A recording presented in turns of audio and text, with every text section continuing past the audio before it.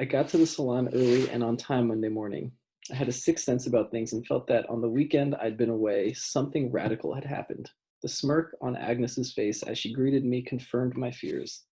She had just opened shop and was arranging the stocks. Mama wants to see you later. What about? I don't know, your habitual lateness, I suppose. Everyone knows what time I come in. My thread about how I brought in half the customers lingered on my tongue. I wouldn't waste it on Agnes. She was too stupid. So how did Dumisani do on his first day? I tried to sound disinterested as I could with my question. Agnes put the packs of hair products she was holding down and faced me. There was a glint in her eye. Some sort of devilish aura emanated from her. That's for you to find out later, she said, and waited for me to speak. It was clear she wanted me to grovel. I went to the kettle instead and boiled some water. Dumisani, Yolanda, and Memory came in together. They were laughing at something as if they were all old friends. There's the Wonder Boy himself, Agnes said, giving Dumisani a hug. She might have suffocated him in the folds of fat if he had not pulled back to catch his breath. You must be Vimbai, he said, coming over and kissing me on both cheeks. I was unused to this type of greeting and found it wholly inappropriate. I'm looking forward to seeing you work, I said coldly. That can't be true. I've heard about your work. I honestly can't wait to see you at it. There's so much I can learn from you. He laughed and I felt disarmed.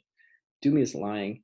He knows he knows his work is much better than yours. The words sunk in as Agnes studied my face, trying to see if she had achieved the desired effect. My brows knitted against my will. That's not the case, Dumi said, smiling a little.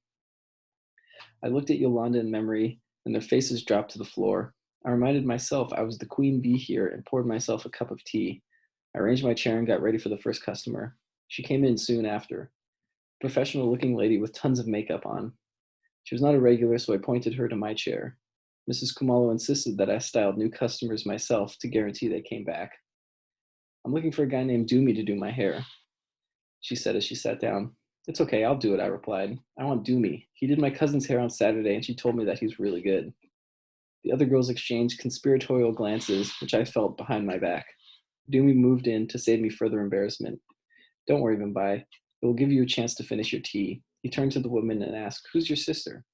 Her name is Mercy. You must remember her. She's very light skinned, like a colored girl. I remember now, said Doomy, his trademark chortle. I want you to give me the same style as her. No. What do you mean, no?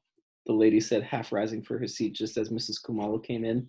She's a customer. Give her what she wants. I, I rather wanted Mrs. Kumalo to hear me say that.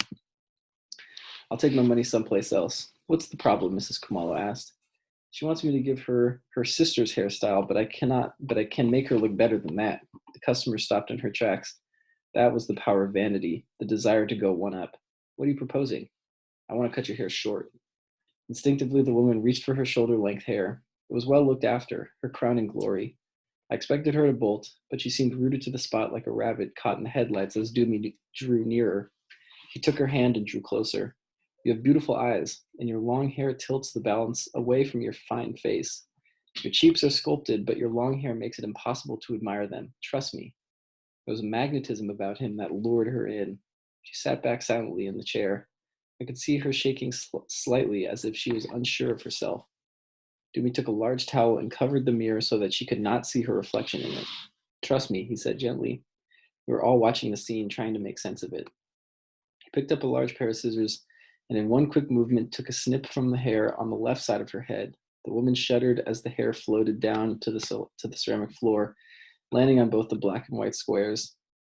If the mirror had been uncovered, she would certainly have fled. He began to snip furiously, and the hair grew into a small pile at his feet. Come outside, we've got to talk, Mrs. Kumalo said to me. I went out with her, and she drew me towards the lawn out of earshot. Two half-naked toddlers, her late brother's children, were playing beneath the clothesline in the yard. Is everything okay? I asked. We have to talk about your attendance. I have reports that you come in late every day and stand around whilst customers are waiting. I will not allow this sort of behavior. I hope you understand me. Consider this your final warning. She walked away from me without waiting for a reply. I wanted to say something, but my throat had a lump in it. I wanted to tell her that most of the customers in her shop wanted me, and I could go any time, leaving her without any customers, but I could not. To be dispensable is a woman's worst nightmare, and I was beginning to live it. Everything was a blur for me back in the salon. I stared at the half-drunk cup of tea on the table, which I could no longer stomach. Dumi worked with a furious passion. He seemed in a trance as he put the final touches to the lady's hair. He slouched in her chair, her eyes closed as he worked his magic. There was a fluidity to his movements that I had never seen before.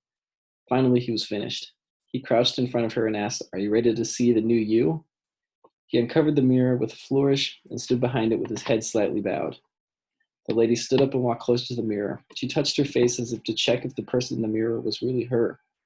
I could see a glint in her eye, a slight quiver in of her lower lip. We all held our breath, desperate for her verdict. She swallowed hard. Doomy stepped behind her and peered into the mirror over her shoulder. I looked like Halle Berry. She sounded breathless.